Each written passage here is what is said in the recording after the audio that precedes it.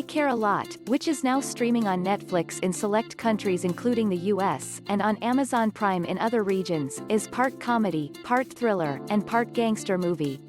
It stars Rosamund Pike as an ambitious businesswoman named Marla Grayson who makes her money by stealing from old people.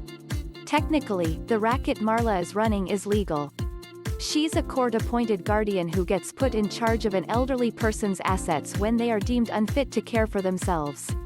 Working with a corrupt doctor, she targets aging wealthy victims, seizes their homes, moves them into a care facility, and then sells all their stuff.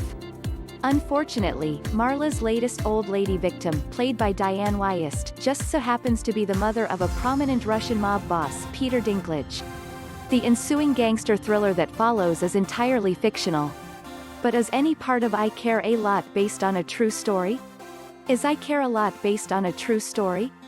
Is Marla Grayson based on a true story? I Care a Lot is not based on a true story, and Marla Grayson is not a real person. All of the characters and plotlines in I Care a Lot are fictional. The only part of I Care a Lot that is sorta based on a true story is the premise behind Marla, a guardianship scam.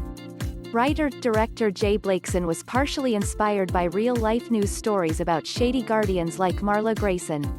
In an interview for the film's press notes, Blakeson said, "It started when I saw news stories about real-life predatory guardians who game the system and exploit their wards. And I was horrified. Imagine opening your door one day and there is a person standing there holding a piece of paper that gives them total legal power over you. That idea terrified me, and seemed very relevant right now. It plugged into themes that I am interested in exploring, themes about the power of authority, about people versus profit, control versus freedom, humanity versus bureaucracy. It reminded me of Kafka's The Trial. I knew I had to explore it." Blakeson went on to say that he went down this Google rabbit hole regarding professional guardians in America. Blakeson is English.